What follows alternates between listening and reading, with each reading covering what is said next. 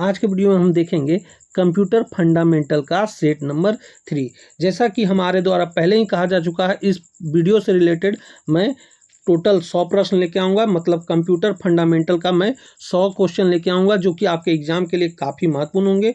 और कभी भी कंप्यूटर फंडामेंटल से रिलेटेड प्रश्न पूछे जाएंगे तो आपसे कभी नहीं छूटेगा। तो चलिए मैं इस वीडियो को शुरू करता हूँ।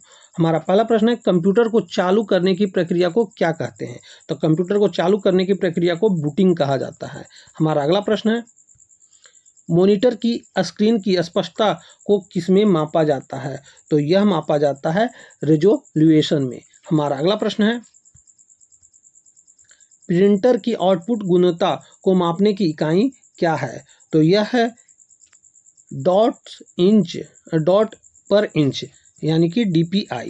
हमारा अगला प्रश्न है, कंप्यूटर को कौन सा घटक उसके सभी अन्य घटकों को एक साथ जोड़ता है और संचार करने की अनुमति देता है? तो यह कहा जाता है मदरबोर्ड। हमारा अगला प्रश्न है, एक ड्यूल कोर प्रोसेसर में कितने प्रोसेसिंग कोर होते हैं? तो यह होता है कितना? तो यह होता है 2। हमारा अगला प्रश्न है, BIOS basic input output system किस प्रकार की मेमोरी को में संग्रहित होता है?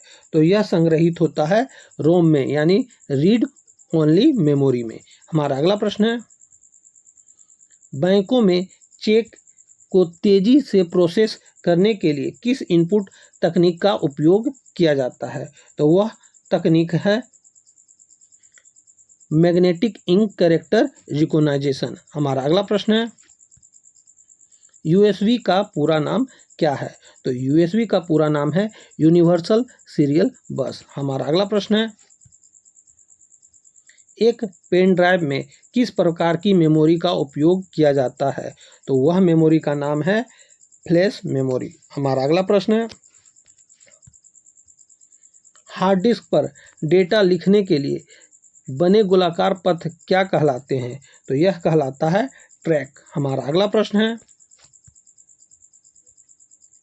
एक ट्रैक को आगे छोटे भागों में विभाजित किया जाता है, जिन्हें कहते हैं, इन्हें कहा जाता है सेक्टर। हमारा अगला प्रश्न है, गेम खेलने के लिए मुख्य रूप से किस इनपुट डिवाइस का उपयोग किया जाता है? तो वह इनपुट डिवाइस है जॉयस्टिक। हमारा अगला प्रश्न है, 4 बिट का समूह क्या कहलाता है? तो यह कहलाता है निबल। हमारा अगला प्रश्न है, 8 बिट्स का उपयोग करके कितने अद्वितीय मानों को दर्शाया जा सकता है? तो यह दर्शाया जाता है 256 मानों को। हमारा अगला प्रश्न है, दशमलव संख्या 15 का हेक्साडेसिमल समकक्ष क्या होगा? तो यह होता है F। हमारा अगला प्रश्न है, निम्नलिखित में से कौन सी एक मान्य ऑक्टल संख्या है? तो यह है 765। हमारा अगला प्रश्न है, कंप्यूटर मेमोरी के पदानुक्रम में सबसे तेज कौन सी है? तो यह है CPU रजिस्टर्स। हमारा अगला प्रश्न है, CPU द्वारा किसी निर्देश को प्राप्त करने, व्याख्या करने और निष्पादित करने की प्रक्रिया को क्या कहते हैं?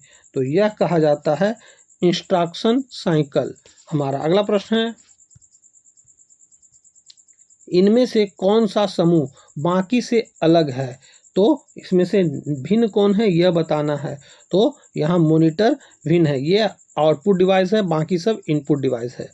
हमारा अगला प्रश्न है, कंप्यूटर में किसी एक अक्षर को दर्शाने के लिए आमतौर पर कितने बिट्स की आवश्यकता होती है? तो यह होती है 8 बिट्स यानी 1 बाइट की आवश्यकता होती है। तो दोस्तों, यहीं पे हमारा यह भी वीडियो समाप्त होता है।